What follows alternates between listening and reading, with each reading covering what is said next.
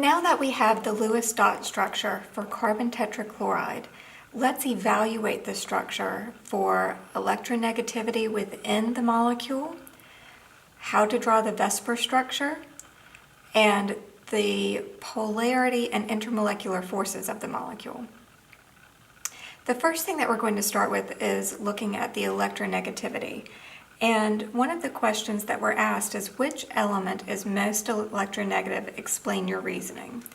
So we have these electronegativity values. And when we look at these electronegativity values, we can see that the electronegativity value of carbon is 2.5, and the electronegativity value of chlorine is 3.0. The more electronegative atom is the atom that has the highest number. And so the highest number is chlorine. So we can say that chlorine is partially negative because it is the more electronegative atom. We can say that carbon is partially positive because it has the smaller electronegativity value. So the way that we would show this difference in electronegativity on the Lewis dot structure itself is we would put the partially negative next to the chlorine, and we would put the partially positive next to the carbon.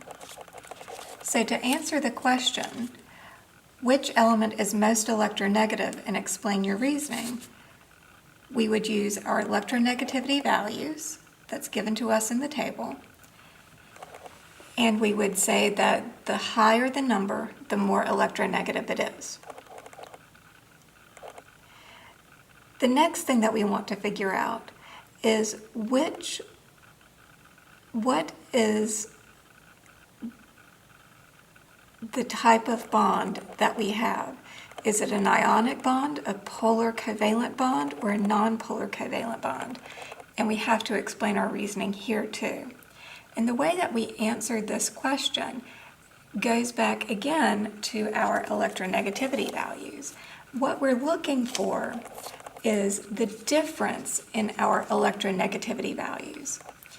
If we have less than 0.4, then it's going to be pure covalent.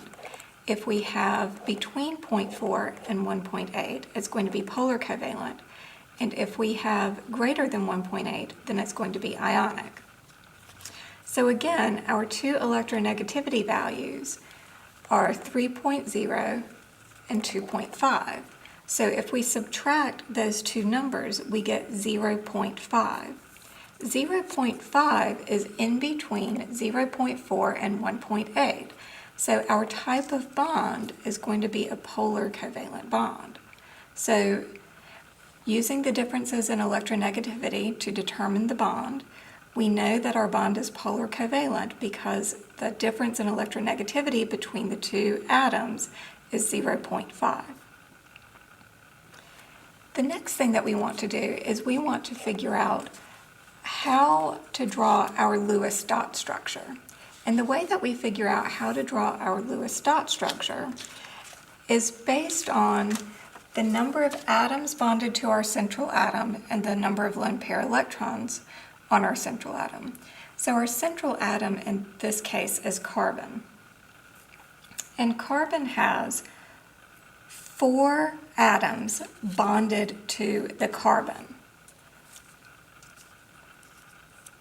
If we look just at carbon, we do not see any pairs of electrons on our carbon. So the number of lone pair electrons on our central atom is 0. The way that we figure out our steric number or our group number is we add the number of atoms bonded to our central atom plus the number of lone pair electrons on our central atom. When we do that, we say 4 plus 0 gives us the number 4. Once we know what our steric number is, then we can use our VSEPR chart to figure out what the electron group geometry is going to be. So the way that this works is this first column is the number of atoms bonded to our central atom. The second column is the number of lone pair electrons on our central atom. So we look on our chart and we see where we have 4 atoms bonded to our central atom and 0 lone pair electrons.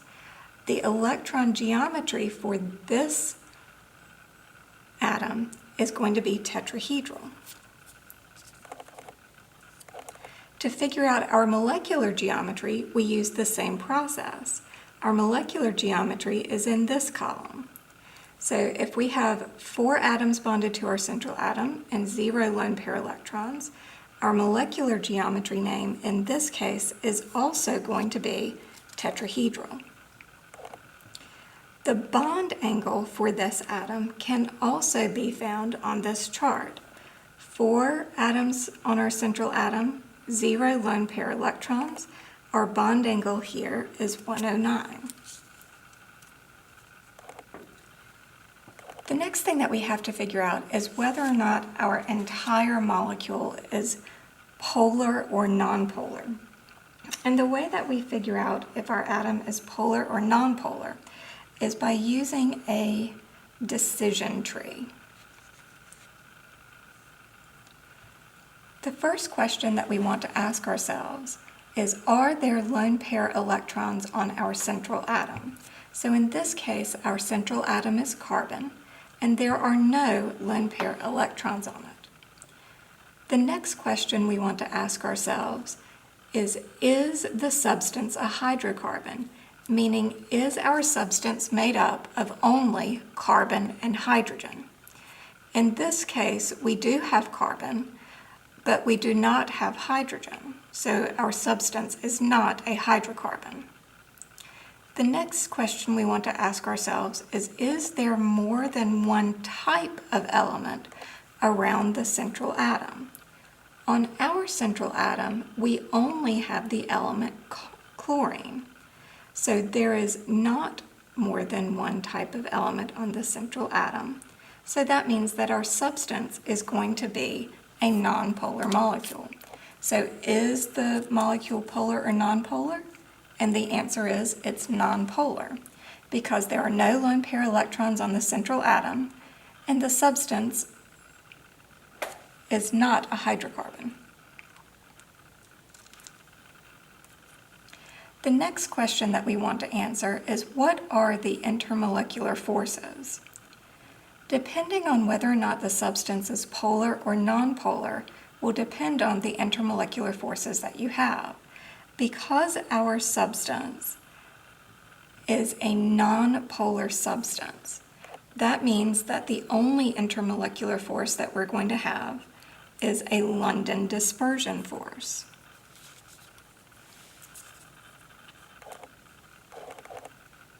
Because we only have one intermolecular force, our London dispersion force is our strongest intermolecular force.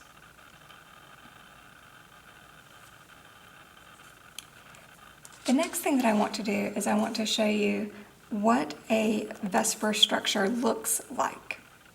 So this is our Lewis dot structure, and you'll notice that all of the elements are at the points of a compass. But in a VSEPR structure, the atoms rearrange themselves in 3 dimensions to get as far away from each other as possible. And when our atoms rearrange themselves in 3 dimensions, it ends up looking like this. This is the shape of a tetrahedral. You'll notice that it looks kind of like a pyramid that has a triangle base. Or another way that you can think about it is it looks like the tripod that a camera might sit on. So when you're drawing a VSEPR structure, you have to make sure that you include all of the valence electrons in the Lewis dot structure. You have to make sure that you have the correct number and types of bonds. And the thing that makes the VSEPR structure different from the Lewis dot is you have to show the bond angles and you have to show the arrangement of the atoms in 3 dimensions. So the way that we show this for a tetrahedral is like this. You'll notice that we have an atom pointing out at us. That's represented by the wedge-shaped line. You have an atom pointing away from you. That's represented by the dashed lines. And then you have two atoms that are said to be in the plane, the one pointing straight up and the one pointing out to the side. The atoms that are in the plane are represented by normal straight lines. You also have to show the bond angles. So in this case, our atoms are pointing down just a little bit, and because they're pointing down just a little bit, like the legs of a tripod, we have to draw our lines pointing down. We also have to show that the angles between the bonds are 109 degrees. So look at the difference between the drawing of the Lewis dot structure and the drawing of the VSEPR structure. Same number of dots, same number and type of lines, but the thing that's different is showing the lines in 3 dimensions, meaning wedges and dashes, and showing the bond angle.